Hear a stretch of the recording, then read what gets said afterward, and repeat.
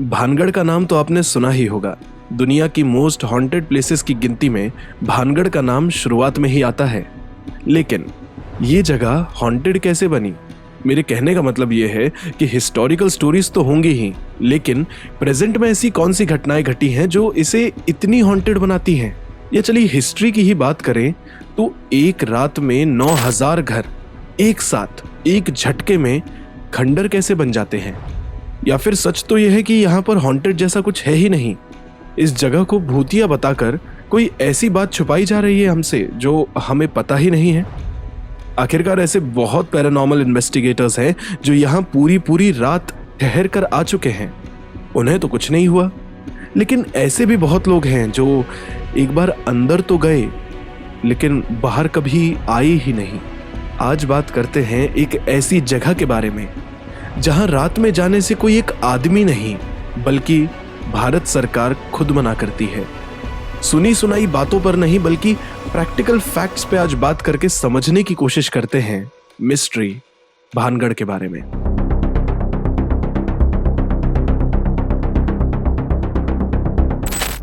17वीं century में Mughal general मान सिंह अपने छोटे भाई माधो सिंह के लिए एक किला बनवाते हैं जिसे वो नाम देते हैं भानगढ़। भानगढ़ की सुंदरता देखकर किसी की भी नीयत डगमगा सकती है। माधो सिंह अपनी प्रजा पर हंसी खुशी शासन करने लगते हैं और यहीं से शुरुआत होती है प्रचलित कहानियों की, जो सच में ऐसी लगती हैं जैसे किसी को डराने के लिए ही बनाई गई थी।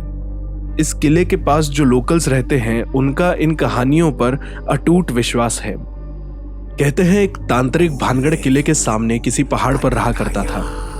आज भी अगर आप भानगढ़ जाएंगे तो आप ये नोटिस करेंगे कि वहां के सारे बंदर उसी तांत्रिक के घर की तरफ देखते हैं। महल की राजकुमारी बहुत ही खूबसूरत थी।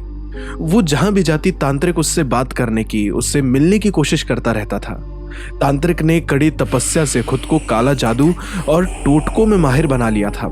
राजकुमारी को भी इस बात की भनक लग गई थी। एक दिन बाजार में राजकुमारी को सम्मोहित करके तांत्रिक ने काले मंत्रों से उजागर किया हुआ पानी राजकुमारी को पीने के लिए दिया। उसने राजकुमारी को यह पानी महल में जाकर पीने के लिए कहा। पानी में ऐसी शक्ति थी कि जो भी इस पानी को पिएगा या फिर जिस पर भी ये पानी पड़ेगा वो तांत्रिक की ओर खिंचता हुआ चला जाएगा। महल में जाते ही राजकुमारी को यह समझ में आ गया था कि तांत्रिक उसे अपने जाल में फंसाना चाहता है। गुस्से में राजकुमारी ने वो पानी महल के बाहर फेंक दिया और वो पानी जाके गिरा एक बहुत बड़े पत्थर पे। वो बड़ा सा पत्थर तांत्रिक की ओर खिंचता हुआ चला गया। तांत्रिक ने उससे बचने की बहुत कोशिश की लेकिन अंत में वो उस पत्थर के नीचे आके मर गया। लेकिन मरते मरते वो ये श्राप देता है, जिस भानगढ़ के पत्थर के नीचे आके मैं मर रहा हूं उस भानगढ़ में अब सिर्फ पत्थर ही रह जाएंगे और बाकी सभी लोगों का सर्वनाश हो जाएगा। यह इस मरते हुए तांत्रिक का श्राप है। उसी रात 9000 घर खाली खंडरों में तब्दील हो जाते हैं। वैसे बहुत कहानियां हैं भानगढ़ के बारे में, लेकिन मुझे ये कहानी सबसे ज्यादा इंटरेस्टिंग लगी तो मैंने आपको यही सुना दी। एनीवेज, अब जो हम डिस्कस करने जा रहे हैं, कहानी में असली ट्विस्ट यहीं से आता है।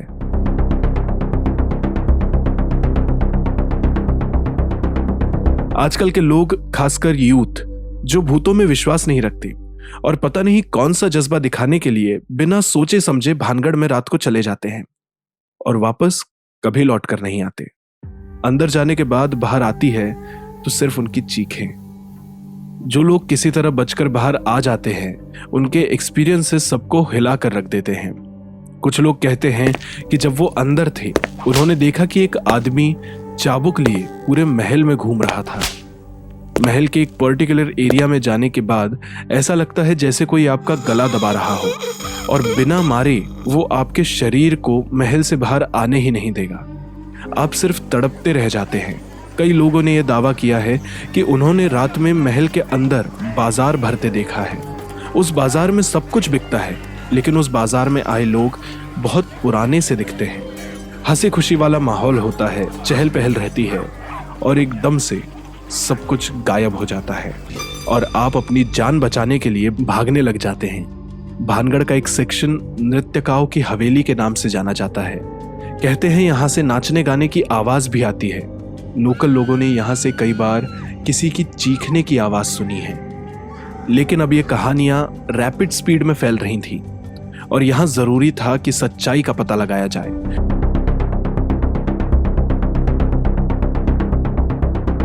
तो आज तक न्यूज चैनल की टीम एक बार नहीं पर कई बार यहां पैरानॉर्मल इन्वेस्टिगेशंस के लिए आ चुकी है। इंडियन पैरानॉर्मल सोसाइटी के फाउंडर और सीईओ गौरव तिवारी एक बार आज तक टीम के साथ और एक बार अपनी पर्सनल टीम के साथ भानगढ़ में नाइट स्टे करके आ चुके हैं। उन्होंने यहाँ कई टेस्ट किए हैं और उन्होंने ये बताया कि यहाँ कोई पैरानॉर्मल एक्टिविटी नहीं होती है।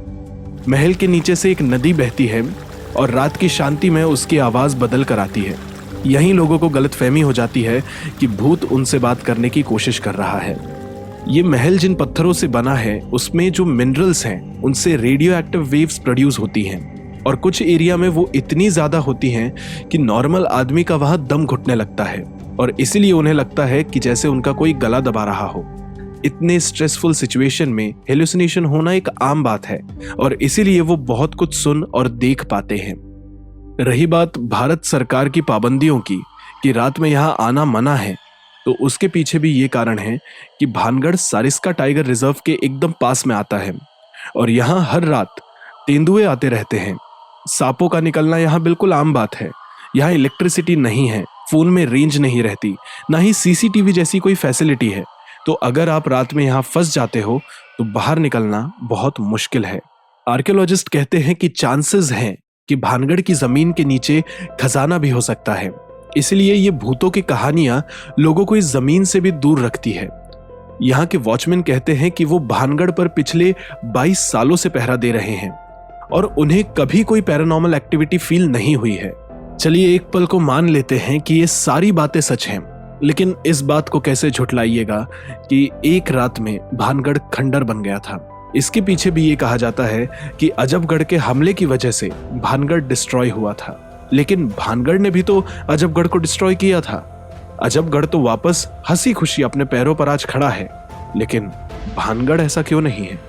जो लोग भानगढ़ से गायब हुए हैं, क्या सच में उन्हें जंगली जानवर खा गए होंगे या उन्हें लूट कर मार दिया गया है? क्योंकि वैसे भी भानगढ़ में आज तक कोई सबूत नहीं मिला है, यहां तक कि किसी की डेथ बॉडी भी वहां नहीं मिली है।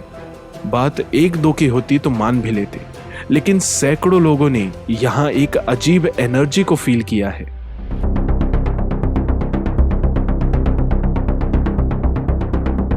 हर कॉइन के दो साइड होते हैं, अगर पॉजिटिव एनर्जी है तो नेगेटिव भी है।